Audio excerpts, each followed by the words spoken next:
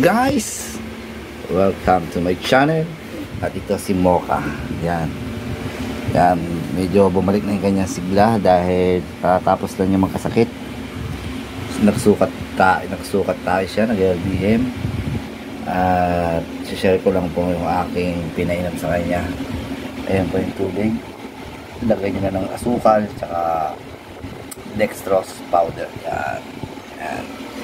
Hanggang sa manumbalik yung kanyang panlasa.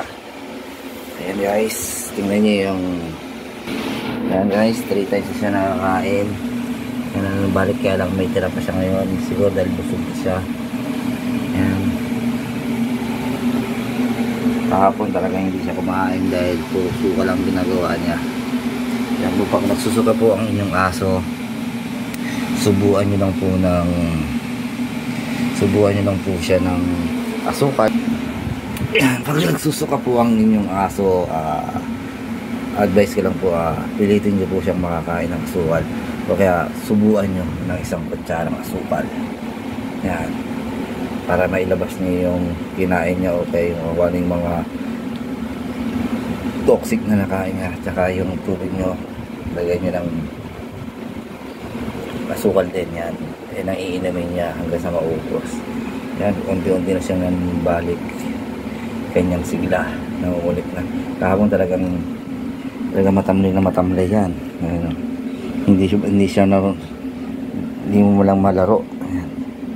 Ayan, masigla na. Ayan, nakita nyo, masigla na siya. Nangagat na, nagbabite na siya. At tandaan nyo lang guys, sa mga dog lover dyan, kung may alaga kayong aso at in case na naksukang yung alaga, at obserbahan nyo lang pag panay suka, yun, pilitin yung subuan ng isang kutsarang asukal.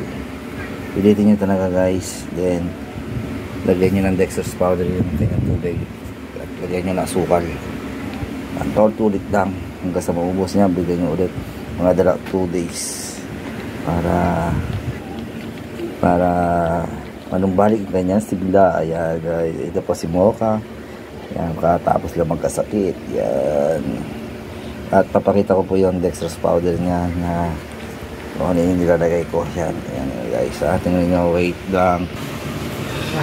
Ito po yung dog plus hydrate Mondex. Yan.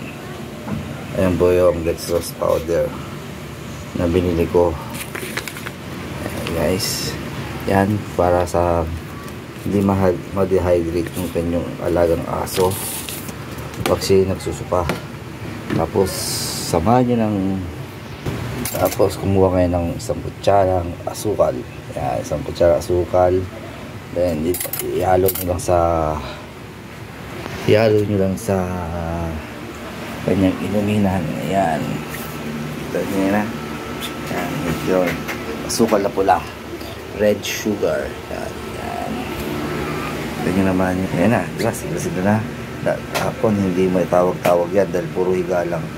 Siguro nakakain to ng ipis. Yun ang pang-ingatan nyo sa aso, makakain ng ipis dahil poison talaga yon sa aso. Yan. Maaaring mawala ang inyong alaga pag nakakain ng ipis at hindi nyo naagapan.